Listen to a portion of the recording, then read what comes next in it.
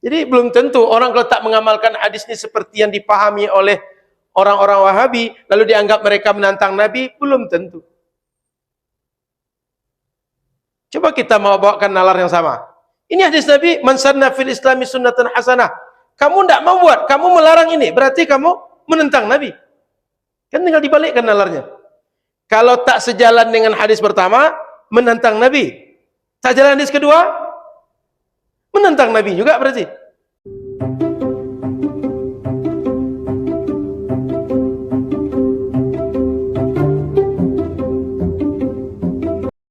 Jadi begitu Pak. Maka baca hadis itu mesti keseluruhan. Tidak cukup baca hadis sepotong-sepotong. Karena kalau baca hadis sepotong-sepotong, pemahamannya juga parsial. Ya. Begitupun bid'ah hasanah. Kalau mau cari dalil pembenaran, ada aja, bisa aja dipaksa-paksakan. Tapi coba pikirkan. Kau mengaku beriman kepada Rasul sallallahu alaihi wasallam, mencintainya, mentaatinya. Rasul berkata, "Kullu bid'ah dhalalah." Setiap bid'ah sesat. Pantaskah kau yang mengaku beriman dan cinta kepadanya kemudian berkata, "Tidak ya Rasul, tidak semua. Ada yang hasanah. Kau tak tahu, aku yang tahu." Begitu? Itu kurang ajar, kufur. Rasul berkata kullu bid'ah, semua bid'ah sesat. Orang yang mengatakan bid'ah hasanah, ini ujung-ujungnya orang yang mau membenarkan tindakan-tindakan bid'ah yang dia lakukan dengan dalih bid'ah hasanah. Maka baca hadis itu mesti keseluruhan. Tidak cukup baca hadis sepotong-sepotong. Karena kalau baca hadis sepotong-sepotong, pemahamannya juga parsial. Apalagi baca hadis potong atau sebagian, lalu menganggap bahwa kalau tidak ikut hadis kecuali yang diketahui itu, maka dianggap kita sudah ingkar kepada Rasul. Belum tentu. Kenapa?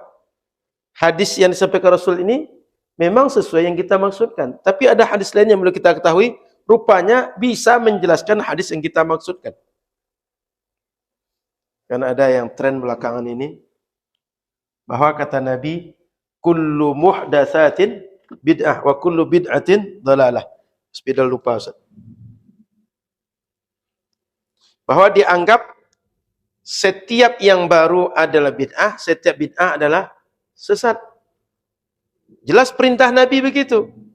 Lalu kita ngeyel bahwa ada yang bid'ah hasanah, lalu ada bid'ah sayyi'ah.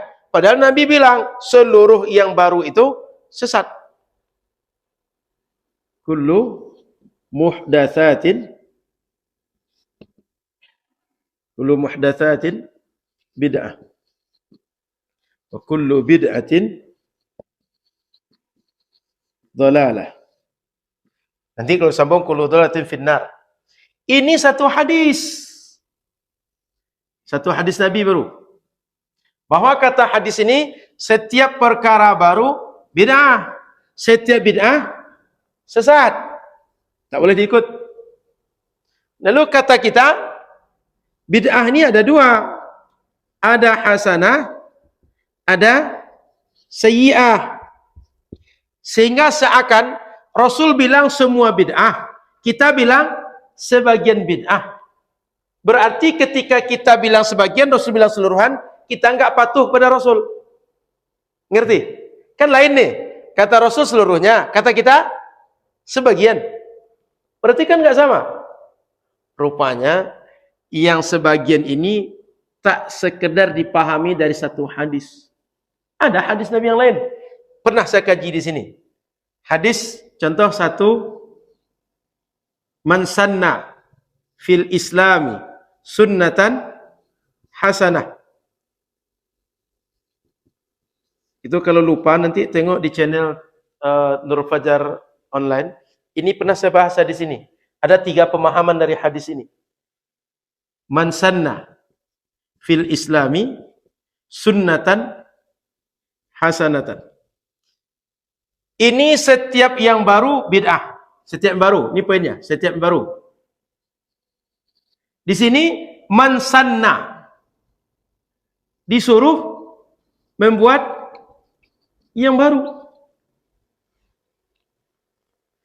Kalau ini melarang membuat yang baru, ini menyuruh membuat yang baru. Ulama hadis menyebutkan bahwa man sanna fil islami sunnatan hasanah ini ada 3 makna. Satu, membuat sesuatu yang betul-betul baru berdasarkan istimbat, kajian Quran, hadis, ijma', pokok dalil syariat. Yang kedua, menjaga sunnah maknanya. Yang ketiga, menghidupkan sunnah yang sudah mati. Maksudnya, orang sudah tidak lagi melakukan. Tak mau lagi orang melakukan sunnah itu. Oleh kita kemudian, kita hidupkan kembali sunnah itu. Ada 3 makna. Berarti satu melarang buat yang baru, satu menyuruh buat yang baru. Menurut Bapak Ibu, mungkin tak Nabi bertentangan dengan dirinya? Mungkin tak Nabi membantah diri Nabi sendiri? Mungkin tak Nabi kontradiksi dengan diri Nabi? Karena tidak mungkin itulah maka ulama menggabungkan. Tak mungkin 2 hadis yang menyampaikan sama Nabi. Tak mungkin Nabi bilang jangan buat yang baru, sudah itu suruh buat yang baru. Maka disitulah kata para ulama, jangan buat yang baru yang tak sesuai dengan syariat. Buatlah yang baru yang sesuai dengan syariat. Disitulah maka ada istilah bid'ah hasanah, bid'ah sayyi'ah. Paham? Jadi belum tentu orang kalau tak mengamalkan hadis ini seperti yang dipahami oleh orang-orang Wahabi, lalu dianggap mereka menantang Nabi, belum tentu. Coba kita mau bawakan nalar yang sama. Ini hadis Nabi, man sanna fil islami sunnatan hasanah. Kamu tidak mau buat, kamu melarang ini, berarti kamu menentang Nabi. Kan tinggal dibalikkan nalarnya. Kalau tak sejalan dengan hadis pertama, menentang Nabi. Tak jalan hadis kedua, menentang Nabi juga berarti.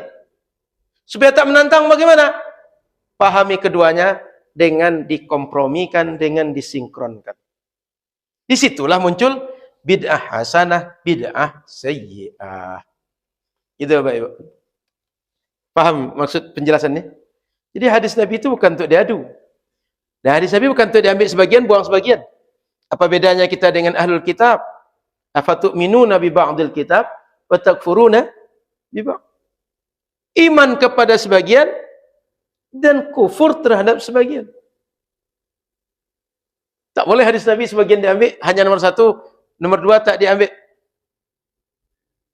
Harus hadis Nabi diambil, sama-sama diambil seluruhnya. Ditinggal keseluruhan tak boleh. Tinggal sebagian tak boleh. Mesti seluruhannya. Kalau memang umat Nabi Muhammad sallallahu alaihi wasallam. Kalau tak umat Nabi Muhammad lain cerita.